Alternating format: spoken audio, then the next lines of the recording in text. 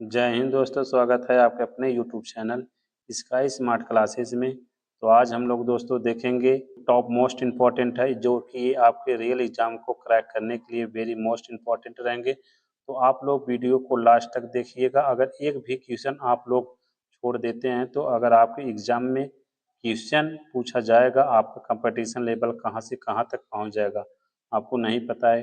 बहुत सारे स्टूडेंट दिन रात अपनी तैयारी कर रहे हैं और आप लोग अपनी तैयारियों को मिसअप कर देंगे तो बहुत ही आपको कठिनाइयों का सामना करना पड़ेगा। क्यों ना हम लोग अपनी तैयारियों को बहुत ही स्ट्रॉन्ग करके चलें। ये सारे क्वेश्चन आपके ही डिपार्टमेंट से संबंधित हैं।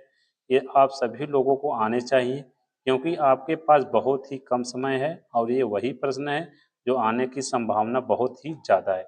तो चलिए हम लोग एक मोटिवेशन के साथ अपनी क्लास स्टार्ट करते हैं। तो देखिए, जिस दिन मन हारने लगे तो खुद से एक सवाल पूछना, अगर दम नहीं था तो इतना बड़ा सपना क्यों देखा। ठीक है दोस्तों, तो चलिए आज का पहला क्वेश्चन देखते हैं। पश्चिमोत्तर भारत के किस नदी घाट क्षेत्र में पूरा पाषाण का साक्ष्य प्राप्त हुए हैं?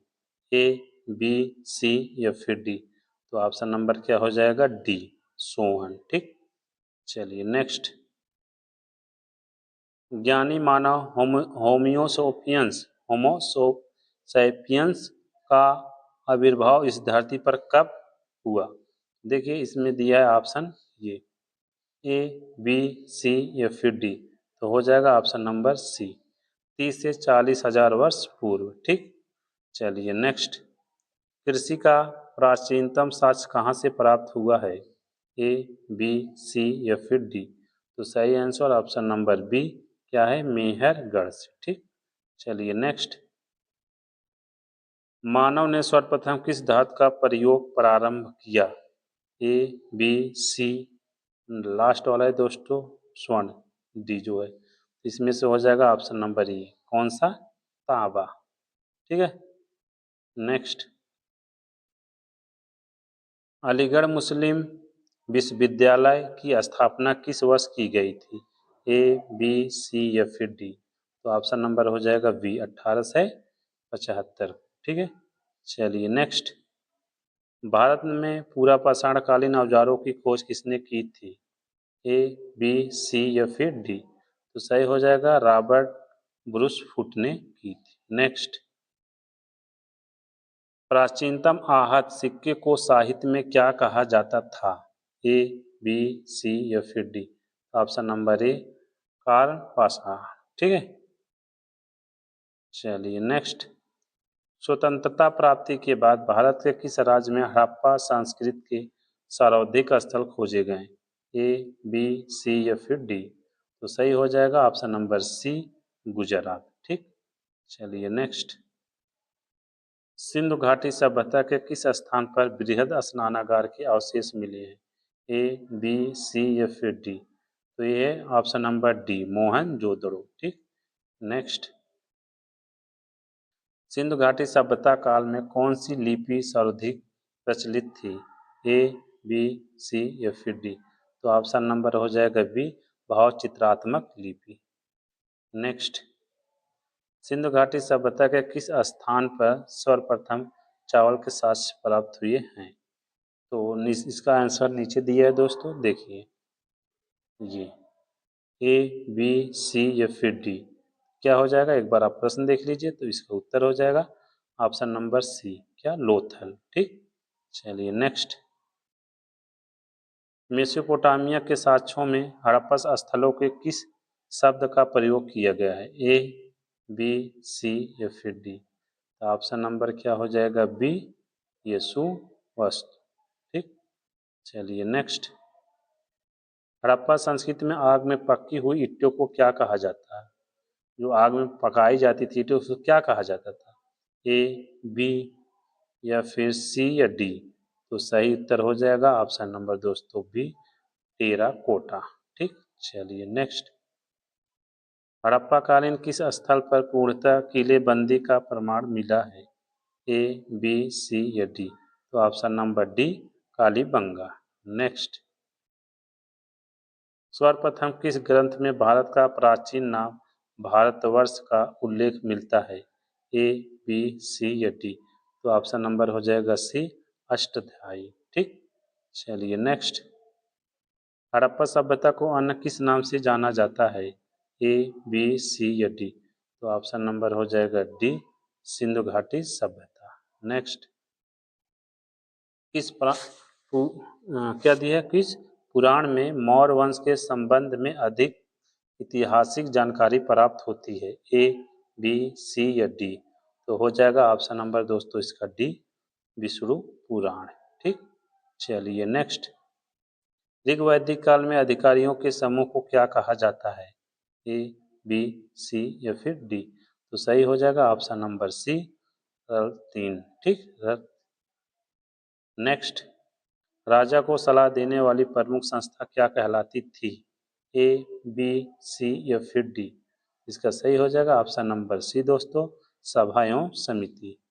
नेक्स्ट। ऋग वैदिक काल में पशुचारण योग्य भूमि को क्या कहा जाता था? A, B,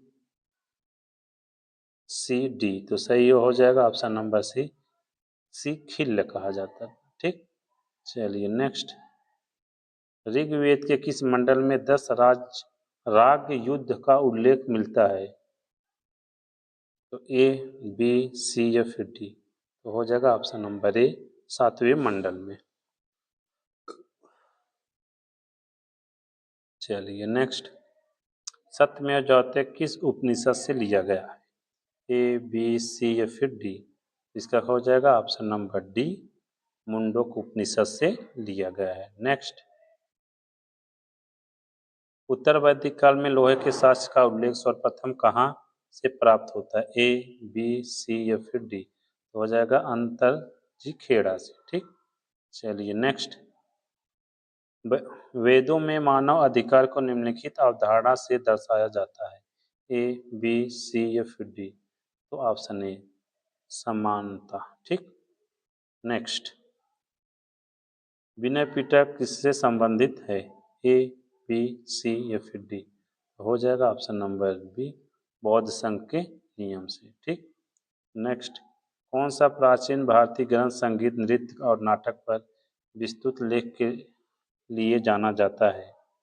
A, B, C या फिर डी? नाट्य शास्त्र को। ठीक, चलिए नेक्स्ट। बौद्ध ग्रंथ त्रिपिटक के किस भाग में बुद्ध के धर्म उपदेश का उल्लेख मिलता है? बताइए। इसमें एक ऑप्शन ए है, 3 यहाँ नीचे, ए और बी दोनों। क्या हो जाएगा? इसका सही हो जाएगा ऑप्शन नंबर ए, सुत्त पिटक में। ठीक, चलिए नेक्स्ट। जैन धर्म के अंतिम तीर्थकार महावीर स्वामी ने अपना पहला उपदेश कहाँ दिया? ए, बी, सी या डी? तो ये राजगृह में दिए थे। ठीक, चलिए नेक्स्ट। निम्नलिखित में कौन सा एक स्थापत्य कला गुप्त काल में निर्मित नहीं है? ए, बी या फिर सी या डी? तो हो जाएगा सी, खजुराहों का मंदिर। ठीक, चलिए नेक्स्ट। गुप्त काल के किस अभिलेख में सती प्रथा का उल्लेख मिलता है? ए, बी, सी या डी? तो हो जाएगा ऑप्शन नंबर डी, एरण अभिलेख में। नेक्स्ट। हर्षवर्धन के किस शासन को पराजित करने पर कन्नौज पर अधिकार किया गया था? ए, बी, सी? एक ऑप्शन और यहाँ है, ये डी। इसका सही उत्तर हो जाए दोस्तों number option C, Shashank. Next. Kashmir का मार्तंड सूर्य मंदिर का निर्माण किसने कराया था? ए, बी, सी या फिर डी? किसने करवाया था? तो ऑप्शन हो जाएगा ये, ललिता दंड मुक्त पिंड। ठीक, चलिए नेक्स्ट। देखिए, महाबलीपुरम स्थित एक असम मंदिर, रथ मंदिर का निर्माण किसने करवाया था? ए, बी, सी या डी? तो हो जाएगा नरसिंह वर्मन प्रथम ने करवाया था। चलिए नेक्स्ट। दिल्ली का पहला सुल्तान कौन था? ए, बी, सी या डी? तो सही हो जाएगा ऑप्शन नंबर ये, सी, कुतुबुद्दीन ऐबक ने। नेक्स्ट। प्रसिद्ध कृति तंत्रलोक के लेखक कौन है? ए, बी, सी या फिर डी? अभिनव गुप्त ये है। ठीक, चलिए नेक्स्ट। विजयनगर साम्राज्य की स्थापना 1336 ईस्वी में किसके द्वारा की गई थी? ए, बी, सी या फिर डी? तो सही उत्तर हो जाएगा ऑप्शन नंबर सी, हरिहर और बुक्का, इन दोनों भाइयों के द्वारा की गई थी। नेक्स्ट, मृच्छकटिकम छोटी मिट्टियों की गाड़ी किसने लिखी है? ए, बी, सी या फिर डी? तो ये शूद्रक लिखे हैं। ठीक। नेक्स्ट, प्रथम बौद्ध संगीति का आयोजन किसके शासनकाल में हुआ था? ए, बी, सी या फिर डी? तो ये हुआ था option number B, Ajatashatru. Next, इस बौद्ध संगीति आयोजन के बाद बौद्ध धर्म हीनयान एवं महायान दो भागों में विभाजित किया गया? ए, बी, सी या फिर डी? तो ये चतुर्थ बौद्ध संगीति। ठीक। चलिए नेक्स्ट, धर्म निरपेक्ष साहित्य राजतरंगिणी की रचना किसने की थी? ए, ये बी, सी या डी? तो हो जाएगा पिल्हड़ ने। ठीक। चलिए नेक्स्ट, पूरा पछाड़ों में मगध साम्राज्य के किस शासक को सर्वत्र कहा गया है? सर्वत्र किसे कहा गया बताओ? ए, बी, सी या फिर डी? तो हो जाएगा ऑप्शन नंबर ए, सी, महापद्म नंद। ठीक। चलिए नेक्स्ट, सीरियाई राजदूत डाइमेकस किसके शासनकाल में भारत आया था? A, B, C? अगला दोस्तों क्या है? डी, घनानंद। इसका सही उत्तर क्या हो जाएगा? Option number B, Bindusara. चलिए नेक्स्ट, सिकंदर के आक्रमण के समय मगध साम्राज्य का शासक कौन था? ए, बी, सी या फिर डी? तो ये था घनानंद। ठीक। चलिए नेक्स्ट, किस अभिलेख में सर्वप्रथम सती प्रथा होने का उल्लेख मिलता है? ए, बी, सी या फिर डी? तो एरन अभिलेख में। नेक्स्ट, मेगस्थनीज किसके शासनकाल में भारत आया था? ए, बी, सी या फिर डी? तो चंद्रगुप्त मौर्य के। ठीक। नेक्स्ट, अशोक के अभिलेख किन लिपियों में उत्कीर्ण है? ए, बी, सी या फिर डी? तो ये सभी में। ठीक। चलिए नेक्स्ट,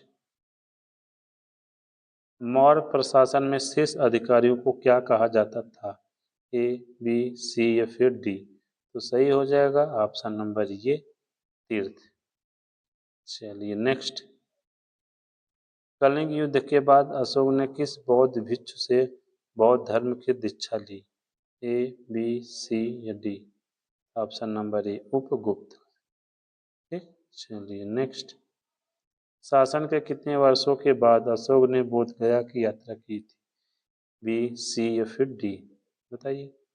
तो हो जाएगा इसका ऑप्शन नंबर ये, 10 वर्ष। ठीक। चलिए नेक्स्ट, मौर्य शासनकाल के दौरान भू राजस्व की दर निर्धारित की गई थी क्या? ए, बी, सी या डी? तो सही हो जाएगा 1/6। तो ठीक है दोस्तों, आप लोग ने कितना क्वेश्चन सही किया या कितना गलत, ये कमेंट बॉक्स में जरूर बताना।